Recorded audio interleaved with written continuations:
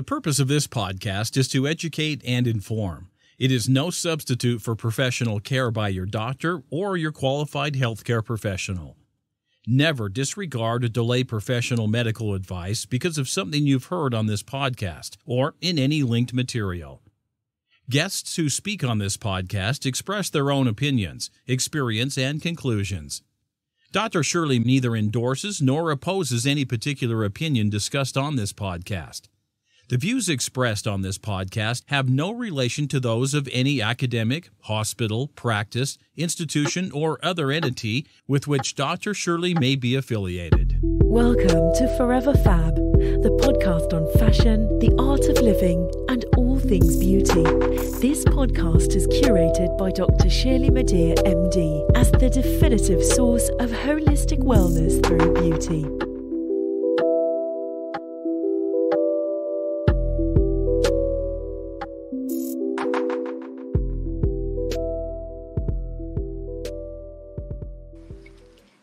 Not too long ago, I posted an article from a guest writer on my plastic surgery professional blog called elementsandgraces.com, and I thought that this article, the subject, was so timely and appropriate and important that I thought I would read it to you on this episode of 15 Minutes of FAB on the Forever Fab podcast. So the topic of the article is Food and Your Mood, Its Impact on Mental Health. And the guest writer is Katie Weniger, a content writer for IIN, or the Institute of Integrative Nutrition. So in Katie's words, good mental health translates to good physical health. And the inverse is also true. Being physically well affects mental health. Research shows that proper nutrition and regular exercise play an enormous role in supporting mental well-being. It's also harder to keep mentally well when you're eating less than nutritious foods. Studies show that fast food, it's very convenient, of course, and it's an easy choice for those struggling with their mental health. It can lead to feelings of depression and higher levels of anxiety. So how does diet actually impact your mood? Well, let's travel to the gut and find out. The two-way connection of nutrition and mental health is such that mental illness is one of the most common conditions that affect people worldwide. According to research published in June 2022 by the World Health Organization, or WHO, nearly 1 billion people around the globe suffer from some form of mental disorder. The figure gets even grimmer when you realize that it includes nearly 1 in 7 teenagers worldwide. WHO also found that rates of depression and anxiety have skyrocketed 25% since the beginning of the COVID-19 pandemic.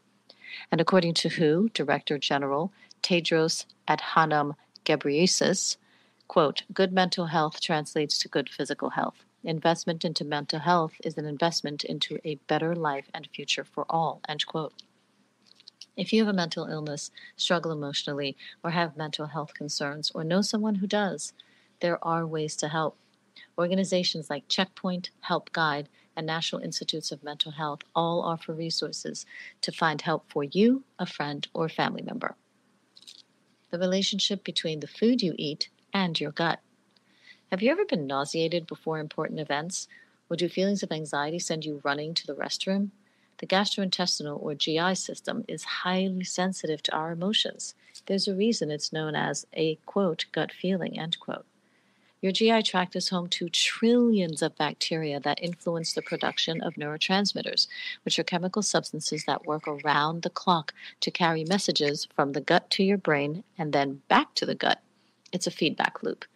So a well-rounded diet promotes the growth of bacteria that improve neurotransmitter function, while a poor diet can lead to inflammation and slow down production of neurotransmitters.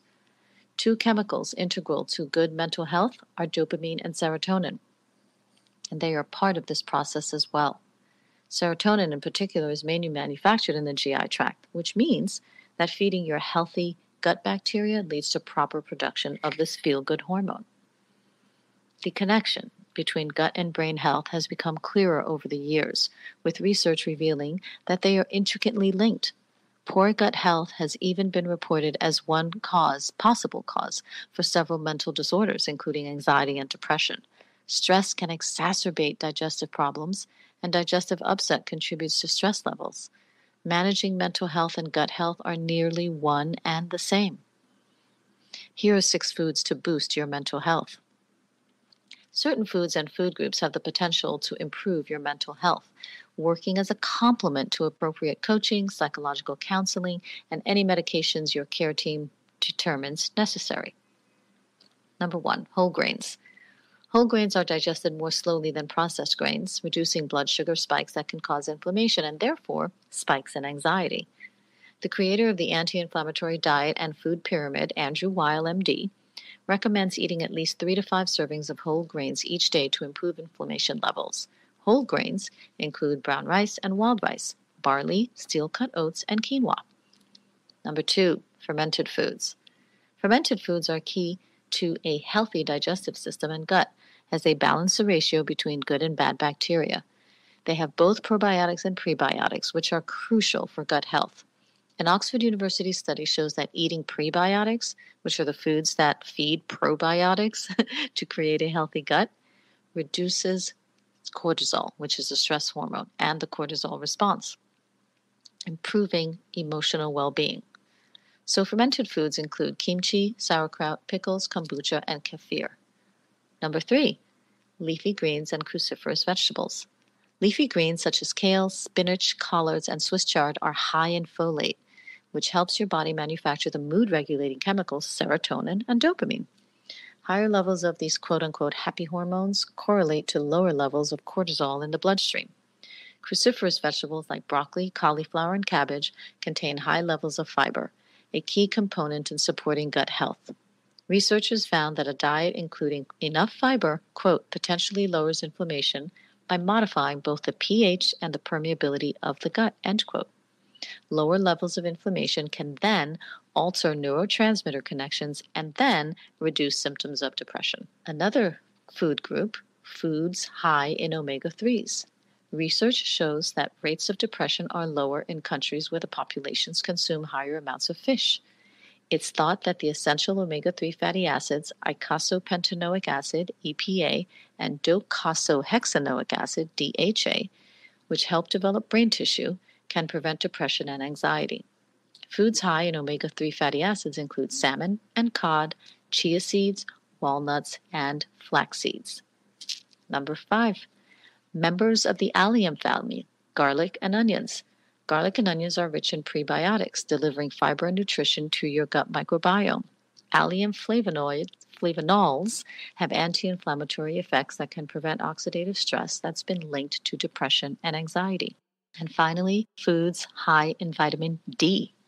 Rates of depression are higher in people who have a vitamin D deficiency.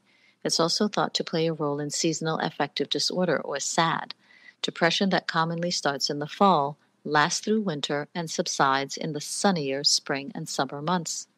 Our bodies produce vitamin D after sun exposure, but too much sun exposure can lead to an increased risk of developing skin cancer.